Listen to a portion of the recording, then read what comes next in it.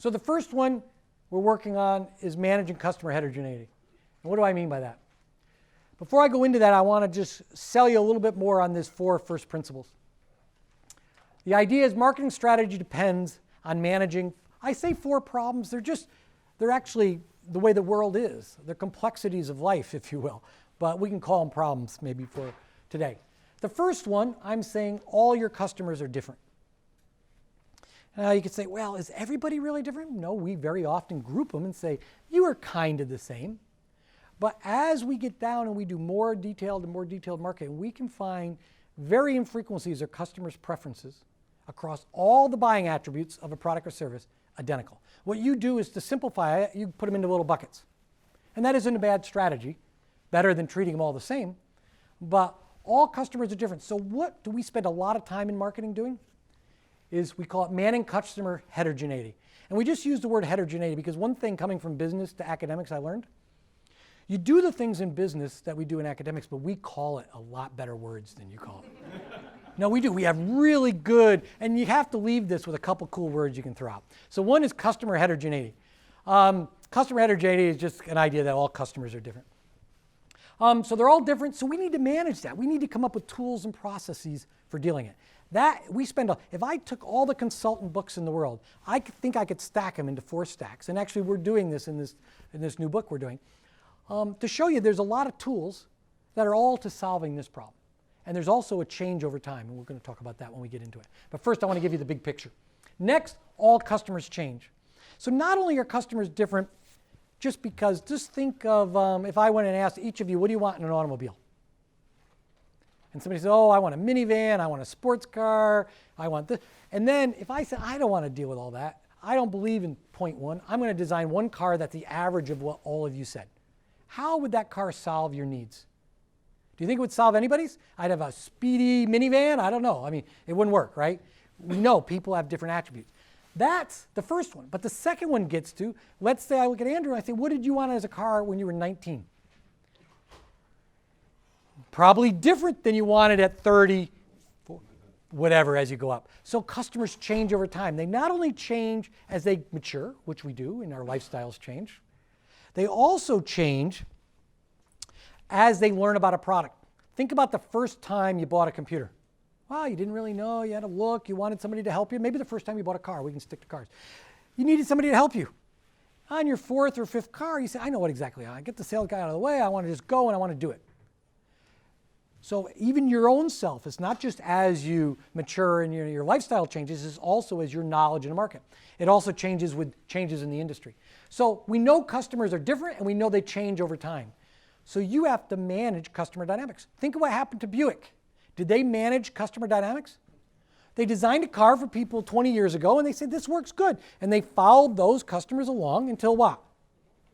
They died. Well, that's a problem, right?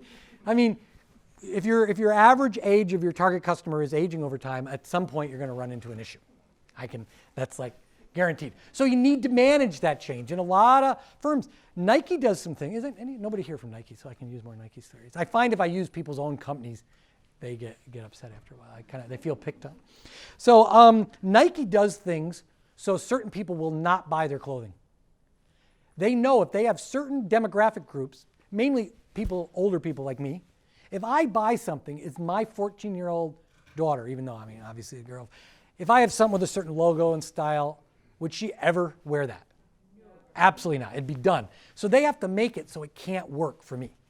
So they manage the sizes and all, and they track that. And if they see it kind of going to the wrong group, they do things. Sometimes they put some weird color in something just so we can keep all the adults from buying this. Because they know once it goes there, then you're done with this demographic. So they're manage the idea. That's combining both of these. So the third problem I have to deal with is all competitors react. What is my point there? No matter what you do, and you're smart, you come out with a new product, we have some engineers here, a new marketing campaign that's cool, I guarantee you it won't be that long. And it used to be in the industry, I was in the electronics industry, it would take, when I was in the business, 18 months before the Me Too guy would copy us.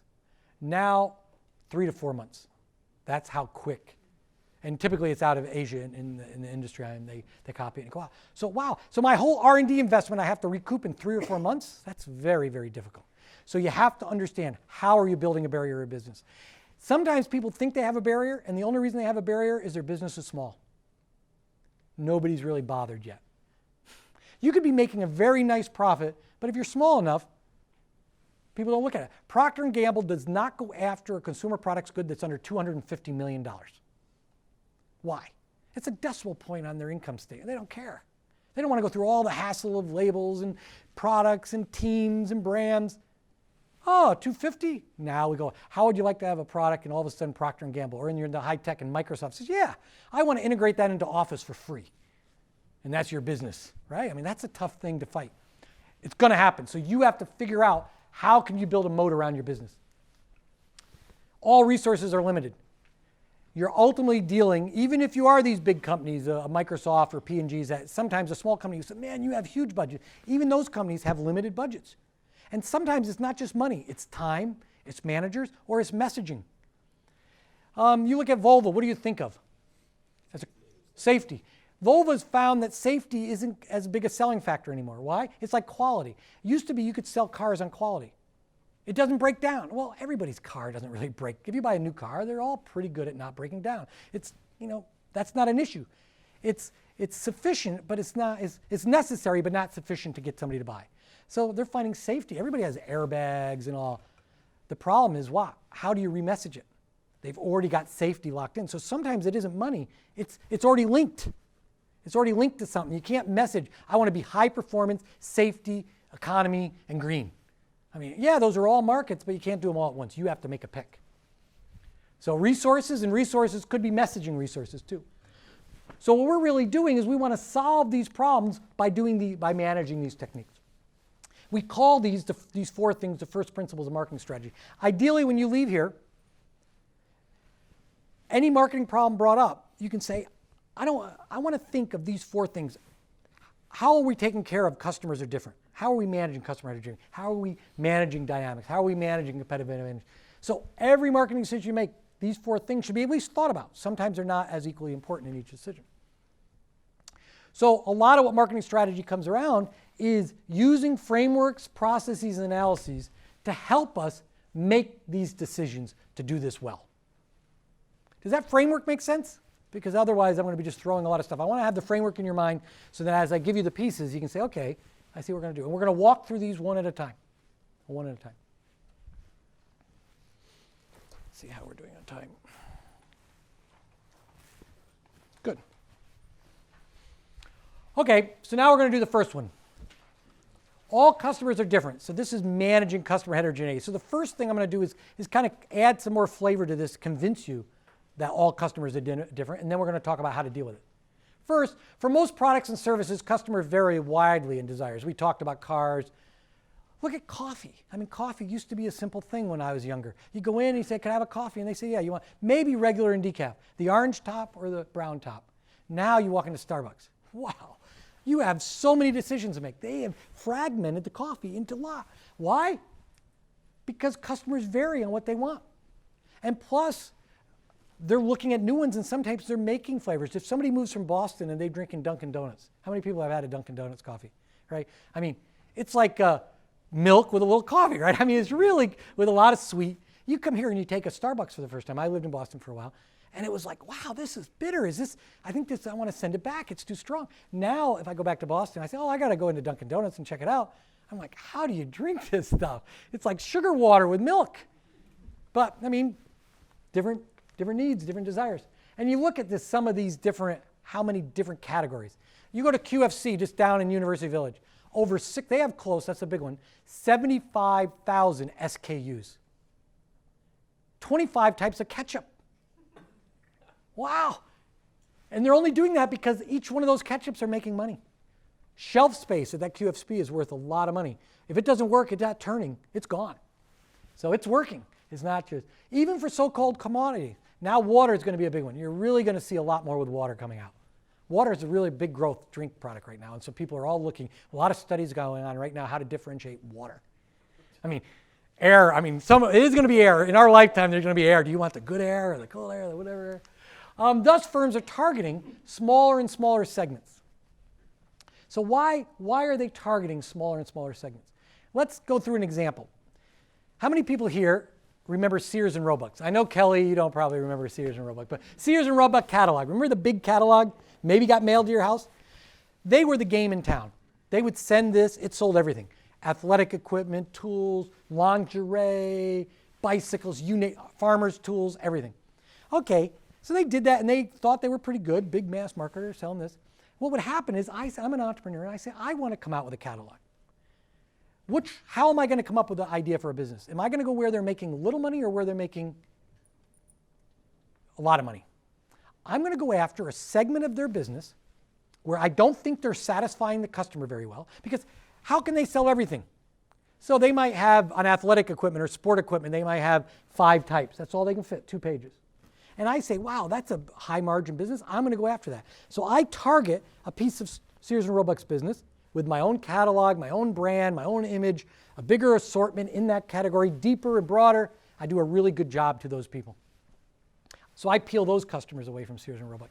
Somebody else comes the next day and say, oh, I'm going to sell some lingerie, and they come up with their own catalog.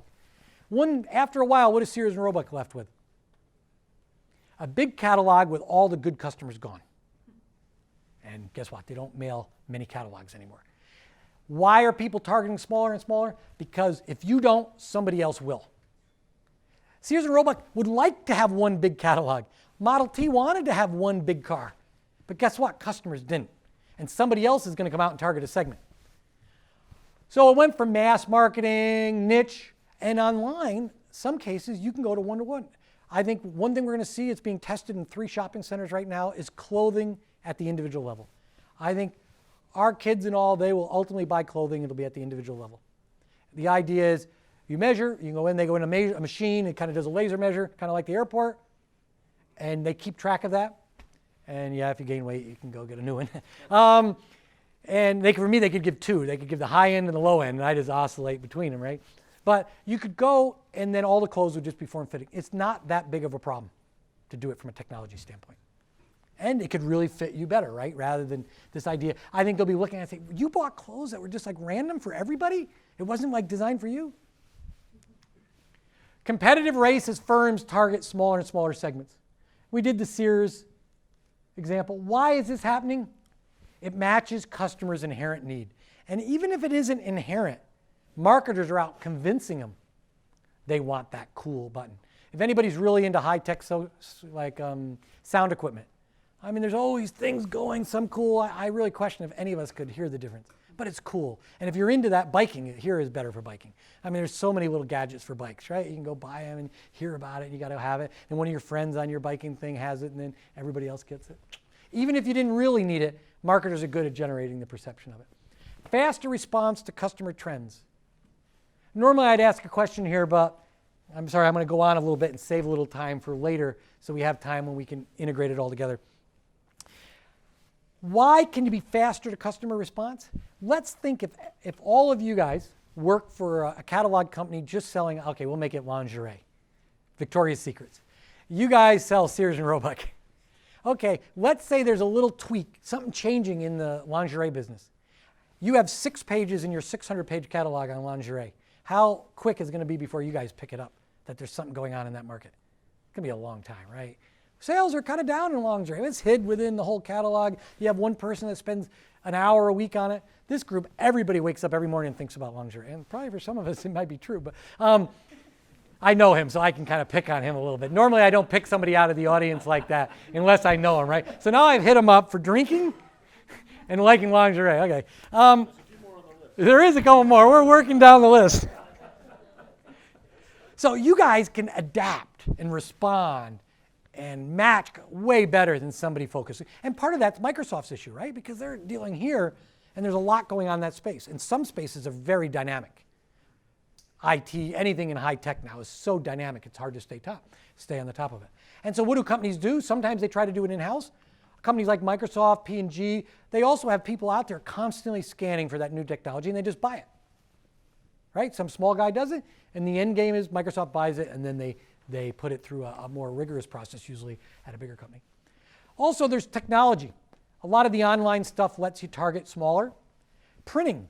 You can print. They're getting to the point where you can print catalog pages and mail it at the page level. So you could have a custom catalog. They don't do it yet from cost, but it's technology's there, that you could send catalogs, a different Victoria's Secret catalog to every one of us in this room, just for what you wanted. TV, Spotlight.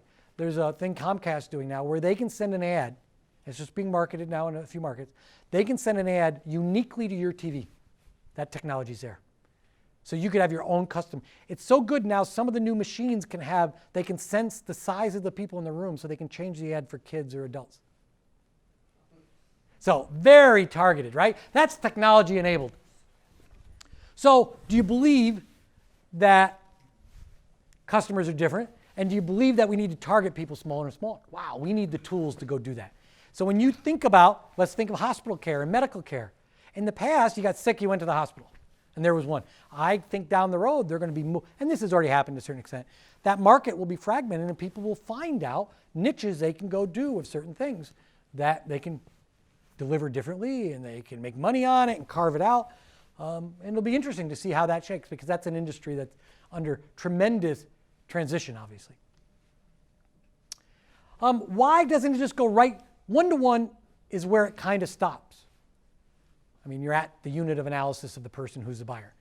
Some things are getting towards there. You know, you go buy Starbucks, they don't make one coffee, you can change a lot. You can change a lot on that. The limitation is in the cost of doing it versus the benefit.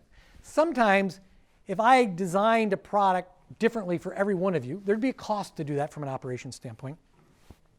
That only makes sense when whatever that delta in cost is what you're willing to pay in price premium to get what you exactly want. Sometimes if it's close enough, it's good enough and you won't pay extra. So that's a trade-off. What we're finding though, in the US, out of the whole world, we are the most toughest consumers in the world. Anybody who sells multiple markets, we are tough. We are very picky, really demand excellence. If it's not there, you say, go do it, get it. Isn't that in your database? You should know that that's what I want. I mean, we're really very, very tough. When other companies come from Europe to the US, they say, I can't believe, especially on speed of service, we do not like to stand and wait. Whereas it's very common to queue up in Europe, grocery store. You know, you can get 12, 15 people in a line and another register's not being used. In the US, you'd be, hey, get the manager and get somebody in this other register. Europe, they just stand there and they say, that's absolutely fine. So how do we do it? So first we went through the problem. Hopefully I painted that picture on what it is. Now I want to go through the framework, processes, and analyses. And then we'll go, first I'm going to do an overview, and then I'm going to go through in a couple of the most important ones in more detail. So segmentation is the obvious one. That's cutting up the market. If I want to sell an automobile to you, I'm going to divide you up into groups, ideally on your attributes, your desires for an automobile. Makes sense. That's, we call slicing the pie up. This is just the mnemonics we use. Then the next step would be targeting. That's deciding which one I want to go eat. Which one do I want to go after as a firm? Now, if you're a big firm, you might slice up the whole market and say, I want to eat it all. And I'm going to put different products and different marketing teams at each one. Procter & Gamble. How many of the QFC soaps for your laundry soaps come from Procter & Gamble down on that shelf at QFC? About 70% of them. 75, 80% of them. They have dozens of soaps. They don't label it under P&G because how could they have P&G 1, P&G 2, P&G 3? You'd say, what is this? Or the good P&G, bad P&G? They give all different names. You don't even know about it. You couldn't even name all the different. They do that because they can fill the whole shelf, and they're going after each of those niches. And auto placers do. You know, why did Toyota come out with Lexus? Honda with Acura. Why did they come out with a brand? They wanted to go after a different segment, an upscale segment. You can't sell it at the same dealer. You need a different brand. So sometimes they go after more, but positioning is the process, and you spend a lot of marketing dollars doing this, the process, the marketing decisions to make it, where do you want to be in the space? What do you want customers to think about when they think about you? That's position. So this segmentation, targeting, position, we're going to talk about here quite a bit. That's kind of the first step on how we deal with customer heterogeneity. Perceptual maps. How many here have dealt with perceptual maps in the past? I kind of know what it is. The idea is I can divide up the market into a multi-dimensional space, but let's just think of it in two, quality and price. And then I can map onto that space your firm, let's stick to autos, it's an easy one, and I can put Mercedes and BMW and Hyundais and Chrysler. I could put them all on the price quality map. And then I could put you as consumers on there, and I'd see where you were mapped out. What's a very nice way to visualize the purchase space. Now, how often are things bought on just price and quality? They're not. Usually there's dozens of attributes, and so that becomes a multi-dimensional space, but that's just as math, and we can handle that. We also, another way, it's more of a philosophy that we deal with customer heterogeneity, is customer centricity. It's the idea that you want as a firm, as a marketing department at least, to put yourself in the mind of the customer. What do they want? And try to drive the business. And there's many businesses doing this today. Rather than, HP was one they picked on for a long time. It was run by all engineers, and I'm an engineer, so I'll pick on them, is they all sit there and say, oh, this is a cool product. There's got to be somebody that wants it. Look what I've done, and it does all this stuff. Well, maybe they don't want it, or maybe they don't want it for an extra $1,000.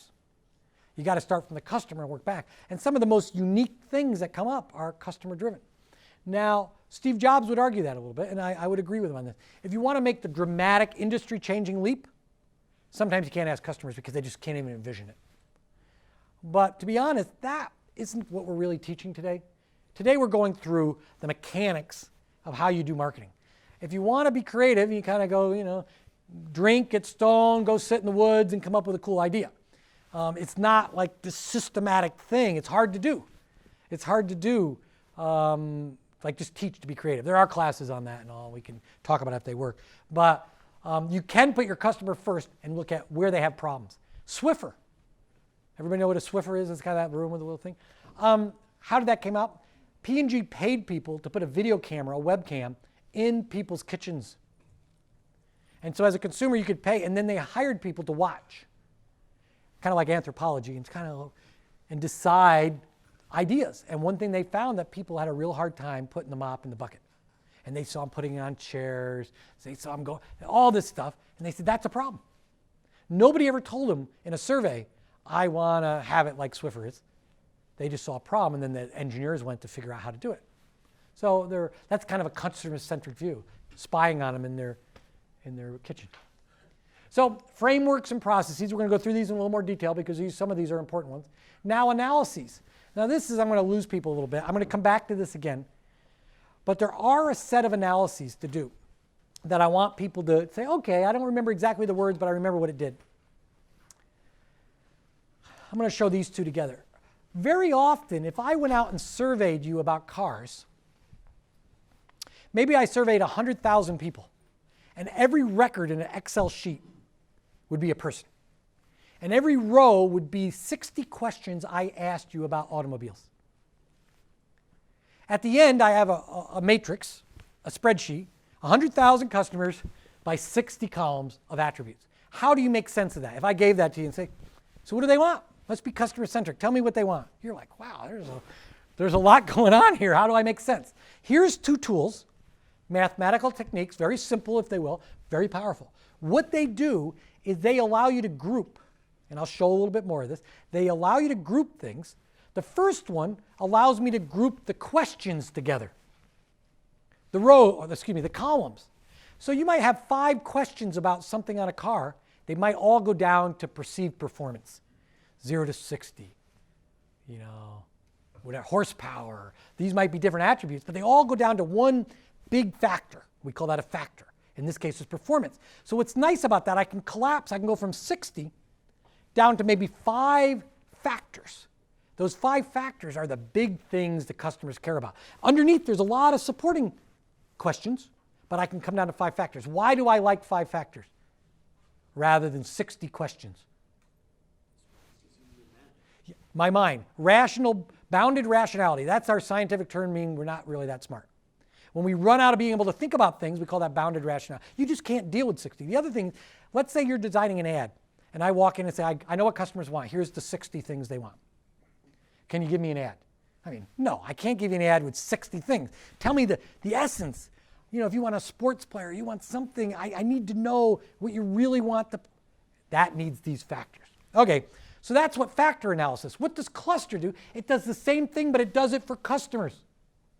So now I could have you stand up and I could move you all around and group people that across those 60 attributes, or I could do it across the 5 factors, you are the most similar to the people in your group. So clustering groups customers, factors group questions. Typically when you get a big sample of data, this is one of the first things you want to do to make sense of it. To make sense of it. And I'll show you this later. These are techniques you'd start doing for segmentation. Targeting is a way to select what segment I want to go after. We're going to show the GE metrics. That's a way to select. So this is grouping needs, grouping customers. This is how you select segments after you've grouped them. Now, let's say I found a segment. Here, I'm going to explain this on a different slide, but let's say that's my group I want to go after. I'm going to target them. Come to find out, I can come up with a model, a mathematical model, so I can identify those people. Because let's say I did this big, sophisticated survey. I spent $100,000 to really understand my market. I can't go out and survey every other customer in the world to know if you're in this cluster 1. So how do I do that? What I do is I look at other factors like their income, what kind of car, their credit score. Come to find credit score is driving all sorts of things nowadays. It really is a good indicator of stuff. And then I can develop a model that allows me to look at these other things, not the survey questions, these other things that allows me to predict by what your percentage chance are in here. Why do I want that? I can go buy a list, identify who's in my target market. Then I can do expensive marketing treatment like sales calls. B2B sales calls, $750 a day per sales call. That's what it costs today. I can't do that to 100,000 customers on a list. But if I can target the ones that really are my target customers, and I can give the sales force a list of 500 that are an 80% probability of being in that segment, that's valuable. There's an equation that'll do that. So first you do this on their needs and attributes. Then you do this that develops a model to identify people. And last in the finding is classification, is just the technique of using. These two go together. That's the model. This is using the model to classify lists that you might buy. So these are the analyses. Wow, there's a lot of tools there. And we're going to talk about some of these in more detail and some we just don't quite have the time to go into. OK, so what are the key processes for managing customer? The one you absolutely, how to manage customer heterogeneity. All customers are different. I'm going to repeat that one a lot today. All customers are different. What you're going to do, the first step is STP, segmentation, targeting, positioning. We talked about it. Dividing them, selecting them, putting them. Now, putting them in what you want to be in that segment. Can I ask you something? Yes. On the previous slide. Yep. Where you said factor analysis, and there you said that that's a mechanism of grouping the questions together. Yes. And that's a great thing because obviously we want to minimize and make it more meaningful and easy to understand. But asking 60 questions, wouldn't you want to cluster them before and then maybe ask just 5 questions? I'm sure there's a logic why we don't do that, but I just want to understand that. Sure. This is more on the design. The problem on asking 60 questions is why? After 30, nobody pays attention. Right. So typically what you do is you start very broad, maybe not even with a survey, with a focus group, and you narrow down to make sure you have the right attributes. Then when you actually do a survey, maybe 20 or 30 questions, you can go do it. But very often, you don't know what are the real attributes. And anybody who's designed a survey, everybody who's involved, they all want to ask more questions. Very hard to keep it short. But typically, you'd always do it a second time to check what you found the first time. Because my wife just told me with Nordstrom, they just ask like 2 questions or 1 question. Yeah, that's a different thing. Usually you can't segment on that.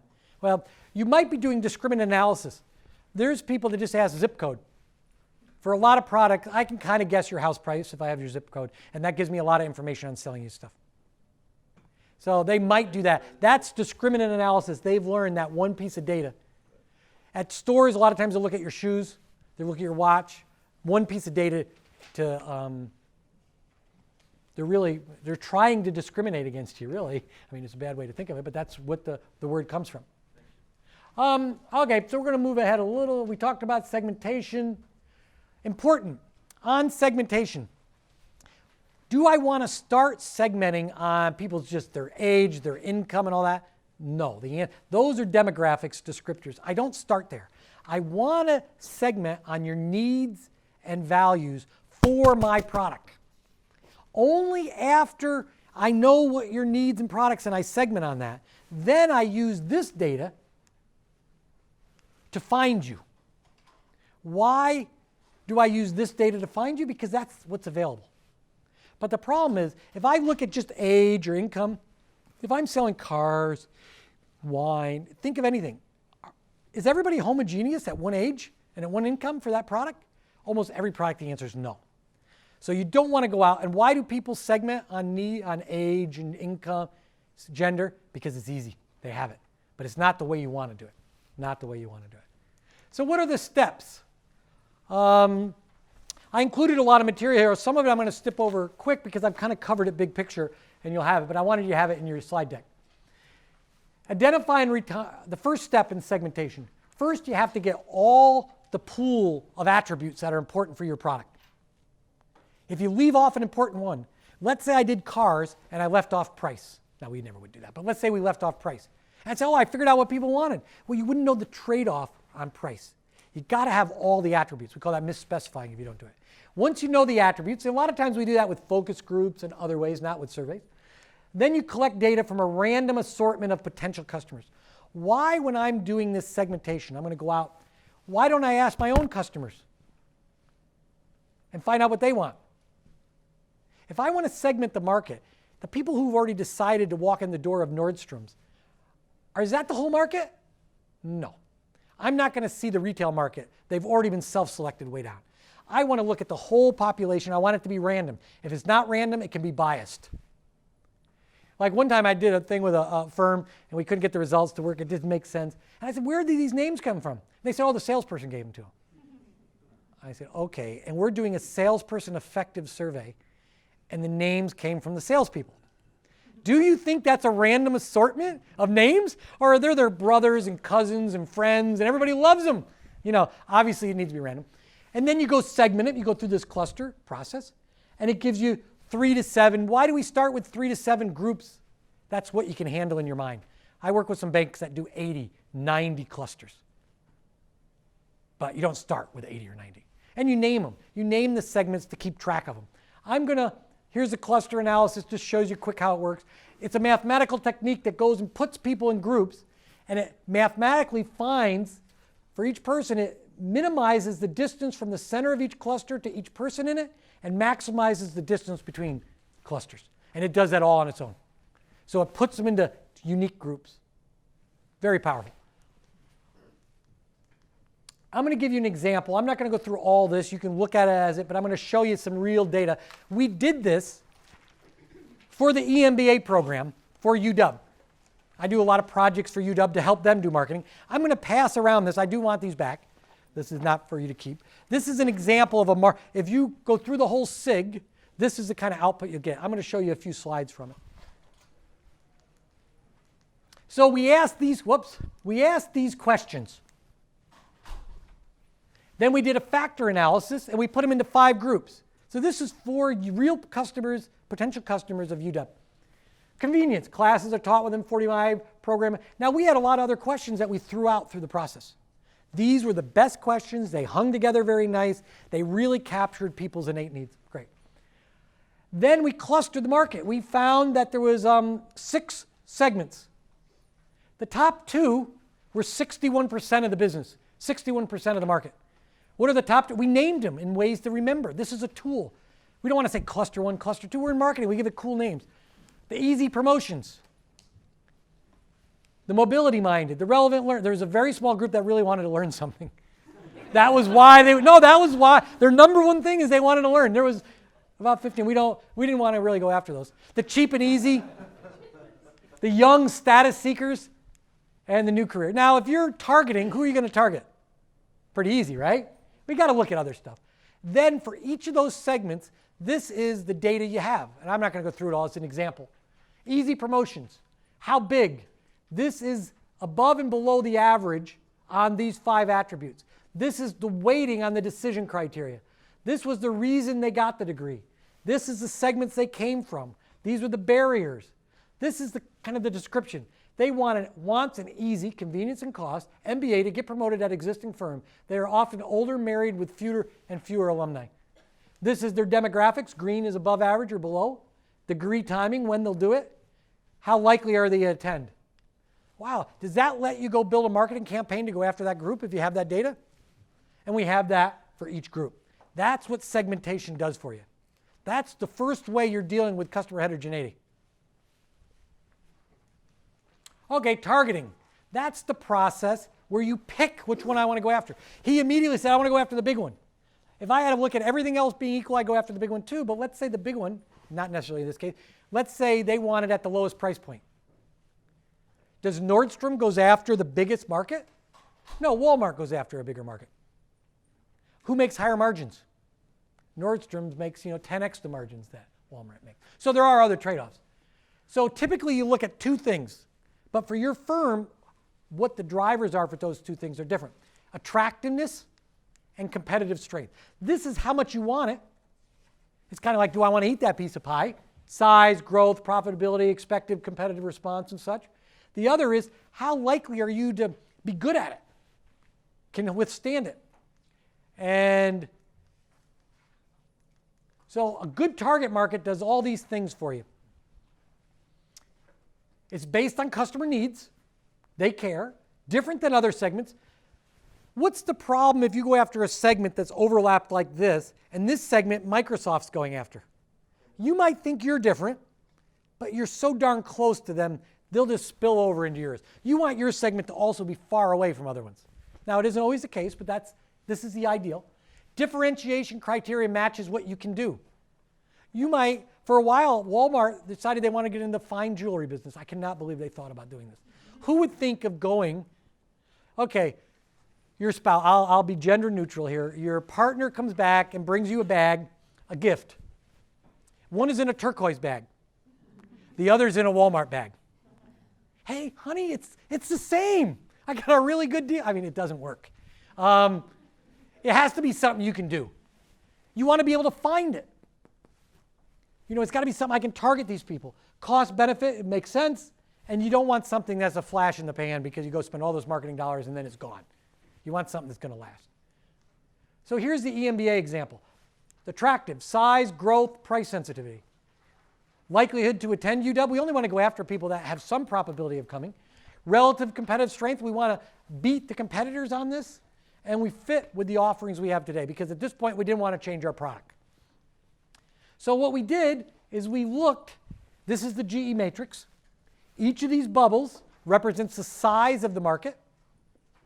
Those bubbles came about by asking a bunch of questions of potential customers, not our existing potential customers, first factor analysis, then grouping them into clusters.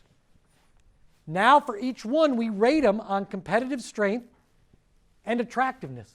Now is it easy to pick which ones I want to go after. Ideally, I want to go after the upper right-hand cluster. They're attractive and I'm good at it. I don't want to go after, in this case, for us, this came out the lowest. They didn't like us and they weren't very attractive. So fine, we'll let somebody else go after that. And this one, obviously size is a big thing, so that did push us up to right. So this is where you'd go after. So now, as an EMBA class or a program, we want to design programs that match what they need. This is positioning. Process of improving your relative advantage in the minds of your customers. So what do? We found the segments. We decided which ones we go after. Now I want to change in your mind what you think of UW. If you're one of those mobility-minded, I want to change it. I might have to change my offering. I might have to change my marketing. You can stretch just by marketing. But if your product sucks, you can't go out and just keep telling people it's great. After a while, it's like, no, it sucks. So, marketing only works for a little bit. You have to do both. So you change your actual and your perceived offering. Nearly everything you do impacts your positioning. A couple examples. Channel. Samsung dropped Kmart. At one time, this was 10 years ago maybe, Samsung used to sell their electronic equipment at Kmart's. And why did they drop Kmart? They were trying to move upscale. And they said, we don't perceive our product will be seen as a high-end product if it's offered at Kmart. So they dropped Kmart. So everything you do, your channels, obviously your pricing. Why does Tiffany never have sales? If you go to Tiffany's, you're getting gouged. You're paying for that turquoise bag. Okay, we know that, fine. So you're there. it isn't so bad if you show your Tiffany jewelry or whatever to somebody, but how would it be if the person next to you say, oh yeah, I got that half price last week? Oh, does that. If you really want to have high margins, you got to maintain. You can't give it out at sales. So this is a great tool, perceptual maps, we talked about it, for doing positioning. And I'm going to go through a positioning statement in a second. So here's a map. This is the same example in the EMBA class. We only did 2 dimensions. If you remember, there was actually more dimensions, right? We had that factor analysis. We're only looking at convenience and affordability. Here's the easy promotion segment right there. These same people, this is where they perceived all these schools on this dimension. Realize I'm only showing you 2 dimensions. If you say, oh, UW's better or worse on some other dimension, well, yeah, that's a different graph. I'm just not showing that graph today. And they all are happening simultaneously. I'm just showing in one dimension. So this is where we are. If we're going after that segment, that's pretty cool, huh? That's where we want to be. That's what I want my marketing to do. So 2 ways I could do it. I could change my offering. I could make it more convenient. Maybe put a big facility on the other side of the bridge. That could work. We should do it. Maybe offer a portion of our class online. Still do the real thing, but you can take 30% of your classes. Every class is videoed, and you can do 30% of them not coming into the office. So when you have her coming into the classroom. So you have to come in 70% of the class, that's a requirement, but 30% at your choice you can miss. Those are things that could be more convenient. Those are some of our recommendations. More affordable, well, we can tell you how great it is. We can raise the value proposition, so then you think you're getting more value, or we could cut the price. But typically, I say, and when I go out and do projects with firms and consulting, whatever, I say if you're dropping the price, marketing is lost and sales is won. Sorry, is Jack still here? No, Jack is left. Is typically the sales guy says, oh, your price is too high. Why? Because I was a salesperson. The easiest thing to make the sale is lowering the price. But marketing's job is to sell it where you don't have to lower the price. And you have so many tools at your disposal. The problem is they don't work in the last week at the end of the quarter. Right? I mean, that's where you're getting in the price. So that's a positioning map. Make sense? STP is the main tool you have. There are more sophisticated ones, but STP is the main tool you have for dealing with customer heterogeneity. The last thing is you want to write down your positioning statement. So UW should write down what we want somebody who's that mobility-minded customer, what they want, what we want them to think about us. So what are the 3 questions in a position? Who are the customer? What is the set of the needs that the product or service fulfills? Why is this the best option relative to competition? You write that down, and you go online. You can find all sorts of firms' positioning statements or products. Some firms have external and internal because they don't want to show their cards as much to external. But this is your roadmap for all sorts of decisions. If you have a good positioning statement, when you go into an ad agency and say, I want you to write an ad for my mobility-minded customer, they're going to say, let me see your positioning statement. You say, what do you mean by that? What do you want? I just want them to buy it. No, I want to know, what do you want me to say in the ad? That what gives them what you want to say in the ad. So you should have a positioning statement for every one of your segments that you're going after. Every one of your segments going after. Okay, I'm going to summarize this and then we'll take our break. Market principle 1, we talked about that. It's all customers are different. We want to manage customer heterogeneity. These are the 3 inputs. For every one of these, I'm going to give a little graphic. Make it simple. 3 inputs. What customers want, what you're good at, what competitors are good and weak at. You feed that into this box. And the box has STP, plus a couple other things that we didn't go into much detail. We have some analyses. Think of this as your toolbox. If you're a good marketer, you know this stuff in the box. You take this input, you run it through your black box, and it comes out, or in UW, it's purple box. You come out with your industry segmentation. That breaks up the whole industry into buckets. Then it comes out to your target. Who do you want to go after? Notice I have the discriminant function here. What does that give me? That tells me how to find you. This tells me how to find my target customers. Pretty important, right? Positioning statement gives me the words that tells me what I want these target customers to think about me. That's the output. So these are the ins, this is what you do, and this is the out of kind of the first principle dealing with all customers.